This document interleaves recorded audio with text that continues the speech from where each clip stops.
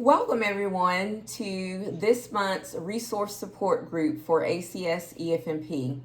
We normally have our resource support groups the first Monday of every month, and between the hours of 11 to 12, we normally post a subject matter for a topic for the month. For the month of October, we will actually be celebrating what we're calling Awareness Month. And for the month of October, we will be touching base on 4 disabilities, and they will be Down syndrome, ADHD, learning disabilities, and dyslexia. And we're actually going to have a hashtag for this month, which will be hashtag P4P, pushing for progress. And there will be more information to come once we get our flyers done, and you will have that information as well. So today we're doing something a little bit different. We're actually having a personal interview with a parent of a child who has Down syndrome. Instead of doing like training or posting just information, we wanted to just make this a little more personable for everyone. And the best way to do that is to just have someone tell their story and give their experience to everyone else, so that you can just see what that looks like walking through someone else's shoes that can relate to you as well. So to start out in discussing Down syndrome, it's estimated that Down syndrome affects between 1 in 1,000 to 1 in 1,100 live births worldwide.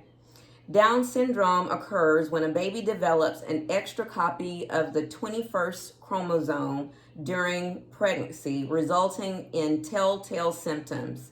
These distinctive signs and symptoms can include recognizable facial features, in addition to developmental and intellectual difficulties.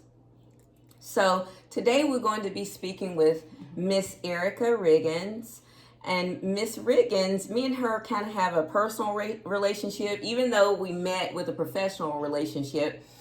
Prior to me being a program specialist with ACS EFMP, I was an assistant director, acting director of of 2 of the preschools with Child and Youth Services.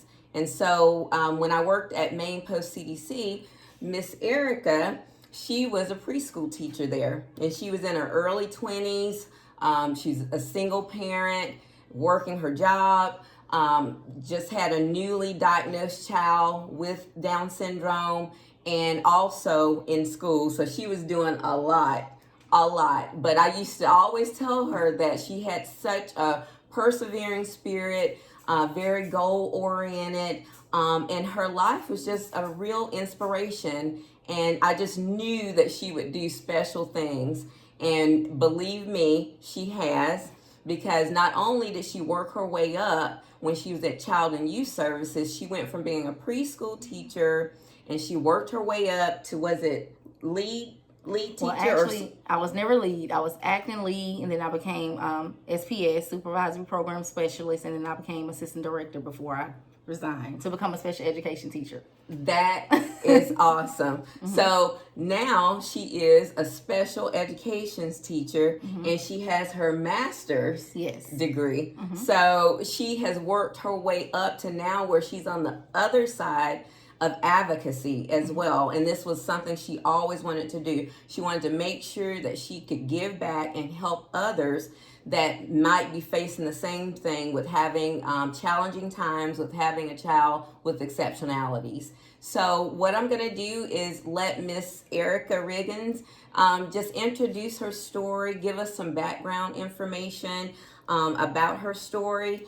And we didn't even say, but she is also a published author. So, and she's going to talk to us a little bit about her story, her book that she has written as well. So I will let her take the floor. And Miss Erica? All right. As Miss Keisha said, my name is Erica Riggins. I was a single parent. I worked in CYS for a while, thinking everything was normal, just a single parent with a son. when my son was 3 years old, he was diagnosed with Down syndrome. I'm not sure why it took age 3 for me to find out, but that is the age that I found out. So at that point, I felt like, well, there's no going back now. He needed eye surgery, and his doctor at the time asked me to do genetic testing. And I was like, okay, sure, I'll do that. And then we had the test done. His pediatrician at the time called me. She was like, hey, his results are in. Let's talk about them. I arrived. She said, Erica, he has Down syndrome, and there's nothing you can do about it. That's exactly how she delivered it to me. At the time, I was very young. I believe I was 23. No, I think I was like 24, 25, because he was 3. And it was very hard to take at that moment, but I just took it. I went home. Of course, I cried. And then at first, I didn't tell anybody. I just kind of dealt with it on my own. I started Googling, and I found out about the Chattahoochee Down Syndrome Association here in Columbus. I reached out to them. I went to see them. They welcomed me. They told me all about Down syndrome picnics, buddy walks, all those things. That's how I got into. Miss Erica, let me ask you a quick question. I know you stated that you got the diagnoses and he was already 3. With getting that late diagnoses, was there any denial at that time, or did you? For me, it wasn't denial. For my family, it was, because they were like, well, that doesn't make any sense, because Down syndrome is one of those abnormalities that is found during birth, because if anybody ever had a baby, you know, when they take blood from the baby's foot and they send it to the labs, and that tells if there's a defect or abnormality with your child. So he had all that done twice. Oh, wow. He had it done when he was born, and then he had it done when we moved back to a small town, just because they couldn't get results. Okay. I don't know what happened. I'm not sure who dropped the ball, but all I know is nobody never told me anything about Down syndrome. Okay. And when I found out, I was like, okay, it is what it is. I started to read about it, and some things started to make sense. What prompted you to get him, test? Was it something on your end that you noticed, or no? Were there? Being that I had worked in CYS for a while, and then I worked childcare before that as well, I knew that children developed on different levels. So to me, I knew he was a little bit slower, but I didn't think he was like that much slower. So I didn't even think. And then him having vision problems, my whole family just about wears glasses. So I was like, well, it's part of the family. Right. Who doesn't wear glasses in our family?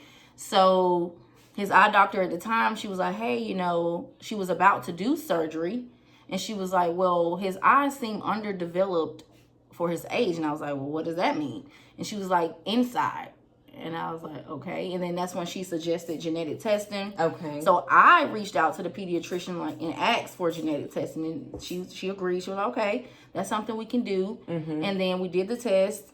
It didn't take long to come back. And then she called me in for the results. Like I said, I came, and she told me he has Down syndrome. There's nothing you can do about it. I didn't get a pamphlet. I didn't get a hug. I didn't get anything. I just got, he has Down syndrome. There's nothing you can do about it. That's what she told me. And I was like, oh my gosh. And it's so hard. That was our last time going there. Never went back there again because I was like, this is not how. No sensitivity at all. No support at all.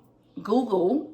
I Googled, and that's how I found the Chattahoochee Valley Down Syndrome Association. And I called them, and then they welcomed me, and they was like, sure, you can come on over. I went in. So they were a great support. They were. I went on in, and at first I am an introvert, by the way. But so when I first got there, I didn't want to talk to nobody because I'm like, I don't want to talk to people. But I had to talk to get the answers that, So I talked, and they told me about the picnic. So our first year, we didn't do a buddy walk. We did a picnic. And so we did, and I was like, I kind of like this. And he mingled with others that are just like him, from babies to middle age to even older people. And for me, good for you. Yeah, that was for me and good for him. But the first year, like I said, I didn't talk to anybody because I was still dealing with the whole thing of finding out.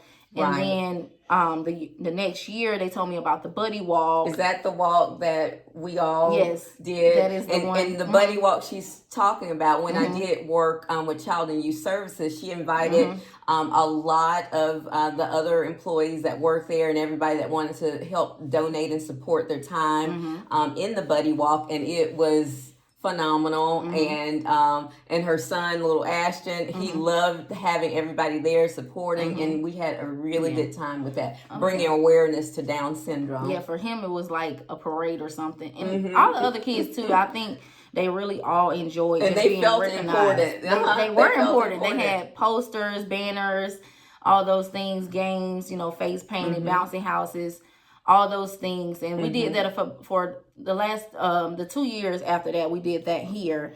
And then I'm not sure. And that was what like happened. 2016 and 17. Yeah, that was somewhere along in there. And I'm not sure what happened. Of they lost sponsorship or whatever. I'm not sure, but they don't have it here anymore. So in Columbus, we haven't gone to a buddy walk in years. Oh wow.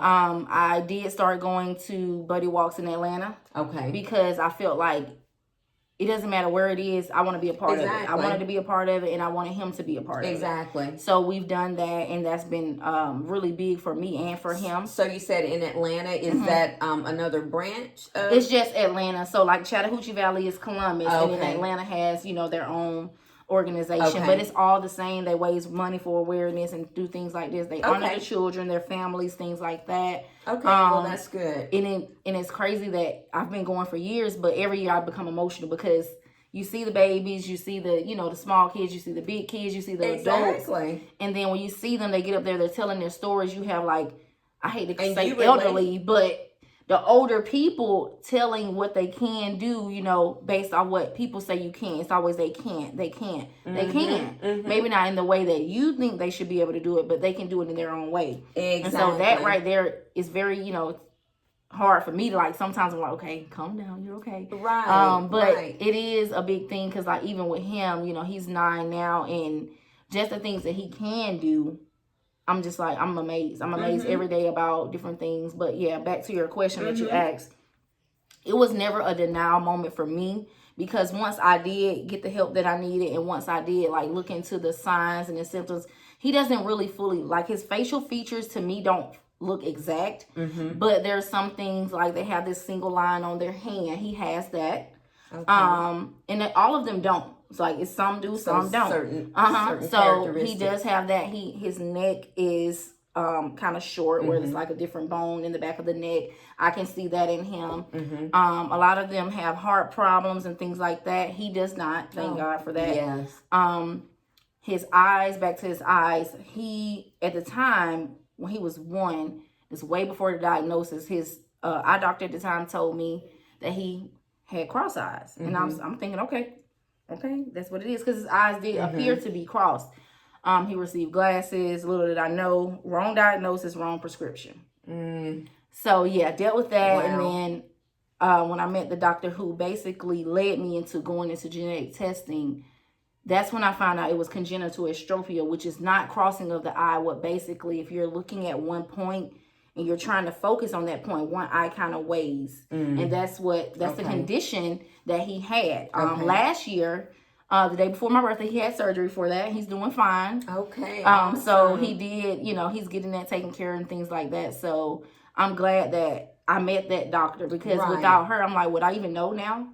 Exactly. Because like I said, he was 3. And that's why you need the backing of, great doctors, support systems in the field, because it helps to direct you to know what is happening and what's going on, where you don't feel so lost, or that you have to get on Google and figure everything out yourself, when you have a great team together. So that is awesome. And by the way, when I first met Miss Erica, Mr. Ashton was about 3 or 3, about 2 going on 3. I just know it's been about 5, a little over 5 years now, and he is 9 years old, right? So he wears deodorant. Last month he started wearing deodorant. And I was like, wait, my 9-year-old, but yes. Wow, time passes so fast. He is a little man now and doing just great. And as you stated, your family was more so in denial with the diagnoses at first before you. So did they gradually come around? Or did now they believe what I believe now. At first, I guess because they were like, why 3? That doesn't make any sense. And at the same time, I can understand where they were coming from, but at the same time, I was a mother. So I saw things that they didn't see. I did have a background working with kids, so of course I saw things in other people's children and that maybe they didn't see. The different milestones. So, for me, it was just like, no, this is what it is. I'm not sure how it happened. And it's not the typical, I wasn't old, I was young. You know, when I had him, I was 22 years old. I turned 23 after I had him, but I wasn't old. His daddy wasn't old. Right. So it wasn't that stigma of, oh, you're too old to be having a baby. No, I was very young. Right. You know. So I don't know. And I had a healthy pregnancy. There was nothing going on during my pregnancy. I had a normal delivery. Yeah, I don't even know. And I'm not sure. And it's good that, like you said, for you, because you had the background with working with children and you were a preschool teacher, and you were able to see from your experiences on things where, you know, some of our families out there, when they're faced with getting diagnoses, denial does set in. But with denial, it can slow down the progress of getting the help that you might need as well, because you want to get in there as soon as you can with whatever the diagnosis is for whatever exceptionality that a child has, so that you can get the help that they need to get them, you know, going in the right direction. Because the longer that you wait or you're in denial, it doesn't benefit. And speaking of help, like before, having worked with children for so long, I knew that my son needed speech. I knew automatically, but way before the diagnosis. So I had him in speech, and I had him with Babies Can't Wait, and then he went on to the other program. And at the time before his diagnosis of Down syndrome was, you know, obvious, like before I even knew, I was being told, like, for him to receive speech at home, I had to literally say that I'm frustrated. It's stressing me out, and it wasn't. But I said what I needed to say to the people I needed to say it to get the help that I needed. And to me, I couldn't understand, well, why?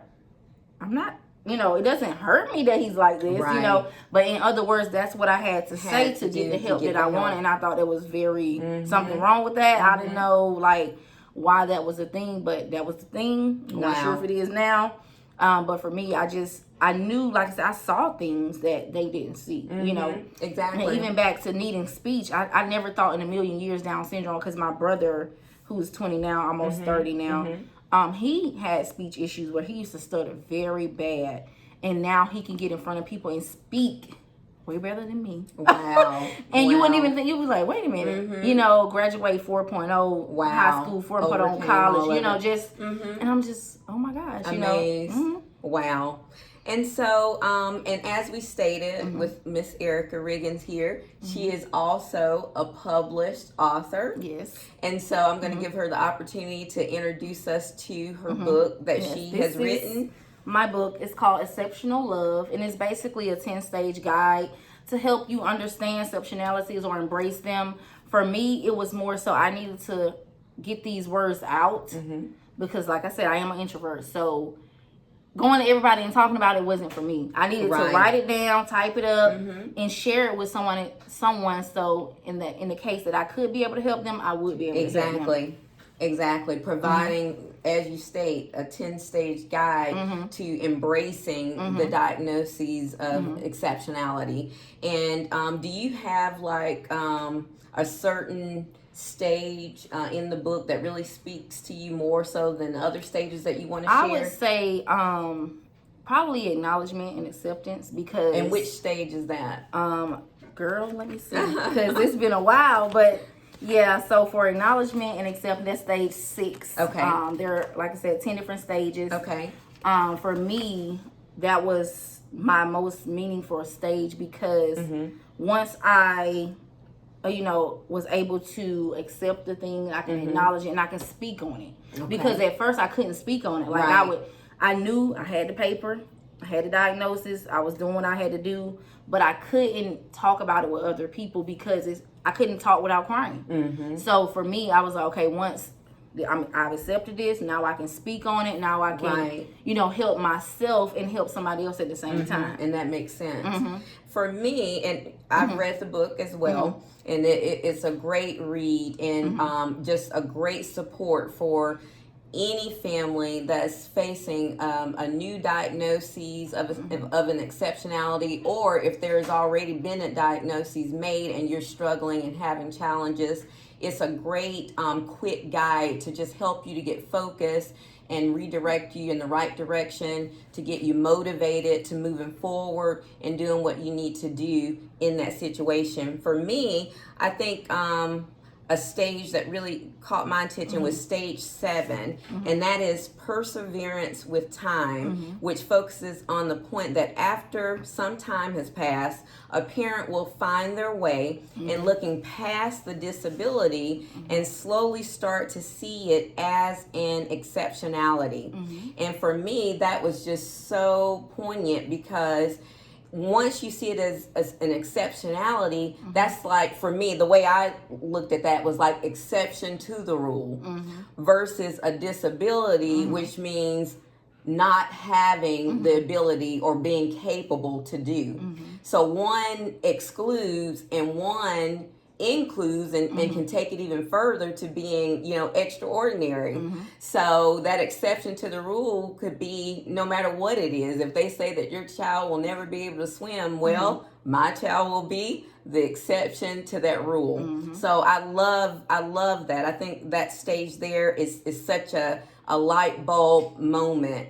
When that happens, and you can switch from looking at it as being something to be sad about and a disability that limits your child, and more of an exceptionality that catapults your child to just dig in and will do whatever it takes and can exceed what everybody is saying that child is capable or not capable of doing, to prove them wrong. So I definitely want whoever needs this book to really get this book. And Miss Erica, let us know how they can get the book. What ways do you have that they can purchase the book if they're interested in purchasing the book? So if you would like to purchase the book via online, Amazon, you can get the hard copy like this for $20. You can also get it from me for $15 hard copy.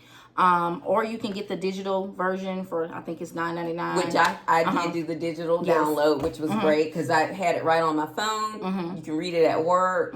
It's a great read. It's not lengthy. She gets straight to the point. You can read straight through it in maybe about 40 minutes, to be honest. And it's just really good and really has some great information in it.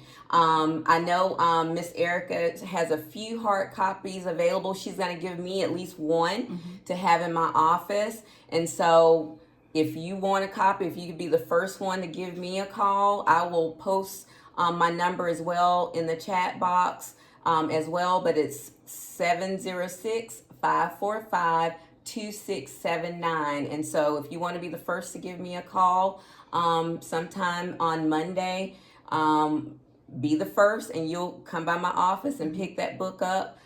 Make sure you spread the word to anybody else that you know that might want to read this book as well. Like I said, I did the digital download. It makes it more convenient. You can put it right on your phone with the Kindle, that you can download the app and read it on your phone once you download it from Amazon, and it works great.